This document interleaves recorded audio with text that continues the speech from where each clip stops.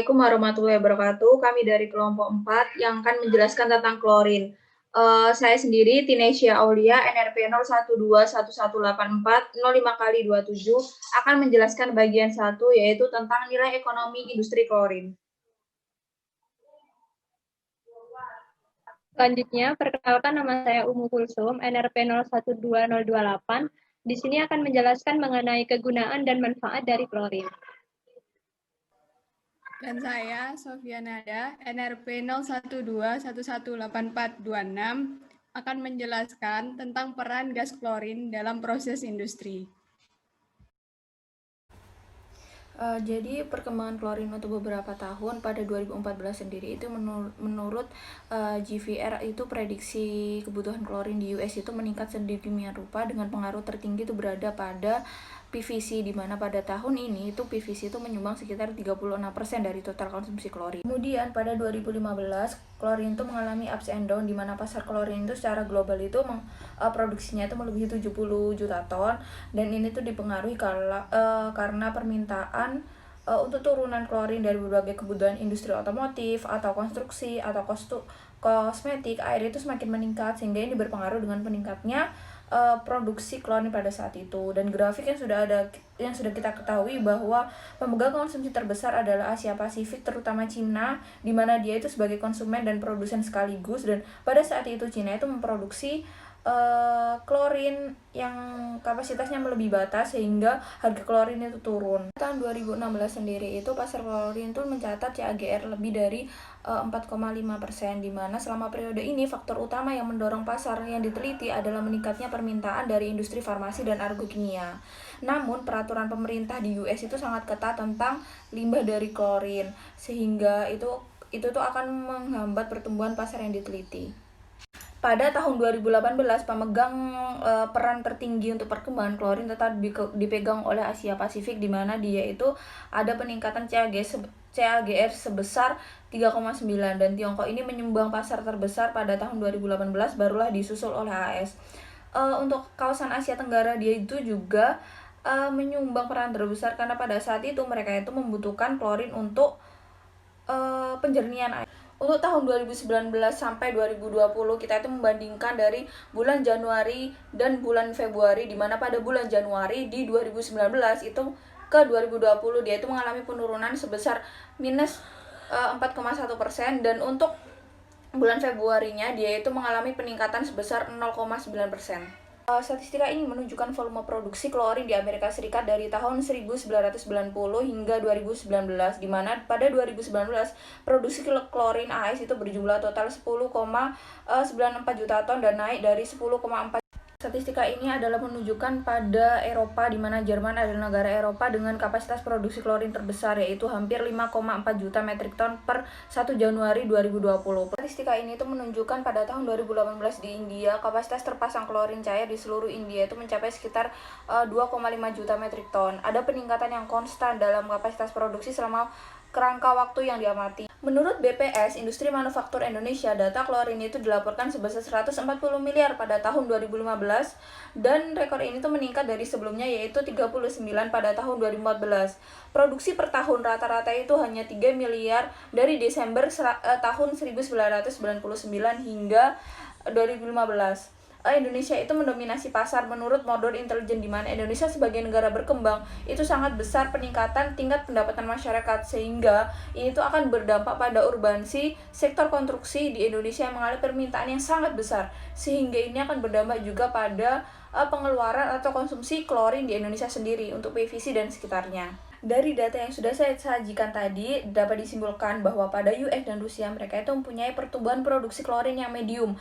Pada Afrika dan Brazil pertumbuhan produksi klorinnya itu rendah. Sedangkan wilayah Asia Pasifik itu mendominasi pangsa pasar global dengan meningkatnya urbanisi dan meningkatnya kebutuhan air bersih di negara-negara seperti Cina, India. Penggunaan klorin itu meningkat di wilayah-wilayah tersebut dengan 2,49% daya tanah dan 4% sumber daya air. India itu mendukung hampir 18% populasi. Dari tahun ke tahun, pemegang terbesar manfaat untuk klorin masih dipegang oleh PVC, di mana dia akan dengan grafik yang ditunjukkan pada biru Tosca. Poin 2 adalah kegunaan dan manfaat klorin. Klorin memiliki fungsi utama sebagai desinfektan air minum dan penanganan air limbah. Untuk mengatasi permasalahan kualitas dan kuantitas air yang timbul saat ini, diperlukan suatu proses pengolahan terlebih dahulu dalam unit produksi sistem penyediaan air, salah satunya dengan menggunakan proses desinfeksi. Proses desinfeksi yang banyak digunakan adalah klorinasi, karena klor efektif sebagai desinfektan dan harganya terjangkau. Klorinasi merupakan salah satu bentuk pengolahan air yang bertujuan untuk membunuh kuman dan mengoksidasi bahan-bahan kimia dalam air. Klorinasi adalah proses pemberian klorin ke dalam air yang telah menjalani proses filtrasi dan merupakan langkah yang maju dalam proses purifikasi air. Selain sebagai desinfektan, berikut banyak senyawa klorin lain yang dapat dimanfaatkan dalam industri. Pertama adalah alil klorida dengan produk yang dihasilkan adalah epoksi yang digunakan sebagai pengikat countertops atau pelapis lantai yang tahan lembab dan benturan, gliserin yang umumnya digunakan dalam sabun dan produk kecantikan lainnya, dan polimer contohnya kloroform. Yang kedua ada tetrakloroftalik anhidrida yang digunakan sebagai zat penyusun pembuatan plastik. Yang ketiga adalah 1,4 diklorobutana dengan produknya nilon, serat sintetik pertama yang dibuat dari bahan anorganik yaitu minyak bumi. Keempat adalah sodium hipoklorit yang merupakan komponen dari produk pemutih yang diperdagangkan seperti pemutih kertas, desinfektan, dan pemurni air minum. Yang kelima adalah hidroklorik asid yang biasa dikenal dengan HCl yang membantu pemrosesan makanan dalam tubuh. Kemudian HCl juga membantu proses desulfurasi minyak bumi atau pembersihan gas untuk memisahkan sulfur dioksida dari emisi gas buang pada minyak bumi. Kemudian juga digunakan pada alat elektronik karena HCl merupakan senyawa ion yang dalam larutannya dapat menghasilkan arus listrik karena senyawa tersebut dapat terionisasi saat dilarutkan dalam air. Lalu, HCl juga digunakan sebagai bahan kimia untuk meregenerasi resin kation yang sudah jenuh pada cation exchange column yang terdapat pada produksi demineralisasi air, dan masih banyak produk klorin lainnya. Yang keenam adalah vinyl klorida dengan produk unggulannya PVC atau polyvinyl klorida pada pipa PVC, sedotan, dan produk self-adhesive bed tape atau perlindungan dinding.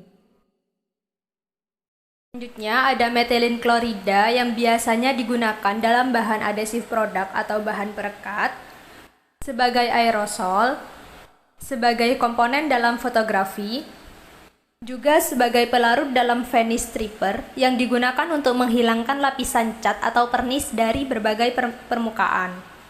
Selanjutnya, metilin klorida juga digunakan sebagai pelarut ekstraksi di industri makanan dan minuman. Digunakan untuk menghilangkan kafein dari biji kopi dan daun teh yang tidak digongseng untuk membuat kopi dan teh tanpa kafein.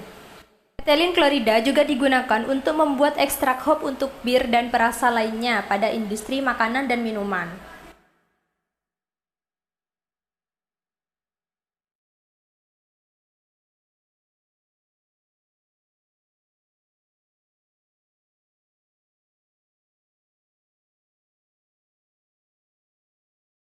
Yang kedelapan, ada zinc klorida, digunakan dalam pembuatan semen magnesia yang digunakan sebagai bahan aktif untuk tambalan gigi dan obat kumur, digunakan dalam komponen deodoran, sebagai flux untuk proses penyolderan.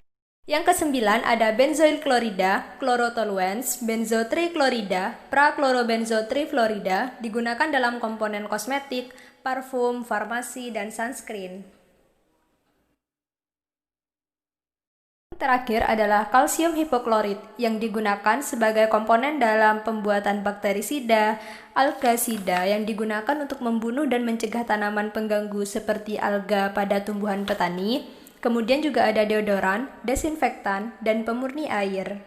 Saya, Sofia Nada, di sini akan menjelaskan peran gas klorin dalam proses industri. Yang pertama adalah pada industri kimia atau pada industri untuk menghasilkan gas klor itu sendiri. Sebagian besar peran gas klorin dalam industri tersebut adalah sebagai hasil produk dari elektrolisis natrium klorida atau NaCl, di mana pada elektrolisis senyawa natrium klorida ini, reaksi yang terjadi di katoda berupa reduksi air, sedangkan pada anoda, reaksi yang terjadi adalah reaksi oksidasi anion dari Cl-, di mana Anion inilah yang akan menghasilkan produk berupa gas klorin pada anoda. Proses ini dinamakan sebagai proses klor-alkali yang sangat banyak diaplikasikan dalam industri. Kemudian, industri pemutih dan penjernih. Di sini ada dua, yaitu industri produk pemutih dan pembersih, dan industri produk penjernih. Salah satu fungsi utama dari senyawa klorin sebagai disinfektan. Gas klorin adalah oksidator kuat yang dapat bereaksi dengan zat yang mudah terbakar. Karena faktor-faktor tersebut banyak dilakukan sintesis dari gas klorin untuk menghasilkan produk yang seringkali digunakan sebagai produk pemutih. Dalam hal ini, bahan aktif untuk produk pemutih adalah sodium hipoklorit atau NaOCl. Gas klor sendiri bersama natrium hidroksida akan dicampur, direaksikan untuk membentuk natrium hipoklorit. Yang mana natrium hipoklorit ini nanti yang memiliki fungsi sangat beraneka ragam dalam hal penjernihan dan sebagai pemutih. Kemudian ada industri obat dan farmasi. Berikut adalah video bagaimana suatu obat dapat mendeaktivasi suatu mikroba bahkan menghancurkannya. Nah, sifat yang khas dari gas klorin itu sendiri adalah sangat korosif, sehingga senyawa klorin itu sendiri dapat dimanfaatkan untuk menghambat pertumbuhan serta membasmi bakteri dan juga mikroba. Karena sifatnya tersebut, klorin dapat merusak membran sel suatu mikroba sehingga dapat menghambat atau bahkan menghancurkan mikrobanya. Dalam hal ini, klorin akan sangat penting peranannya dalam aplikasi industri farmasi dan obat-obatan sebagai pendeaktivasi dan pembasmi mikroba. Industri selanjutnya adalah industri plastik. Nah, pada industri plastik sendiri, peran gas klorin tak kalah penting dengan yang lain. Di sini bisa dilihat bahwa gas klorin merupakan bahan baku utama untuk membentuk polimer yang merupakan bahan baku dari pembuatan plastik itu sendiri dalam bentuk hidrogen kloridanya. Contohnya adalah pada plastik PVC atau yang disebut dengan polivinil klorida. Asam klorida yang terbentuk dari gas klorin nanti akan merupakan molekul diatomik yang sangat reaktif sehingga mampu berikatan dengan etilena untuk membentuk polivinil klorida. Kemudian industri yang selanjutnya adalah industri tekstil dan kertas. Peran gas klorin sendiri pada kedua industri tersebut, dalam hal ini, tekstil dan kertas adalah sebagai pemutih dan penghalus. Berikut adalah video bagaimana proses industri kertas dilakukan. Selain memutihkan warna kertas, peran gas klorin juga dapat menguatkan permukaan kertas. Sekian presentasi dari kelompok kami untuk topik senyawa gas klorin. Apabila ada salah kata dan pengucapan, kami mohon maaf. Wassalamualaikum warahmatullahi wabarakatuh.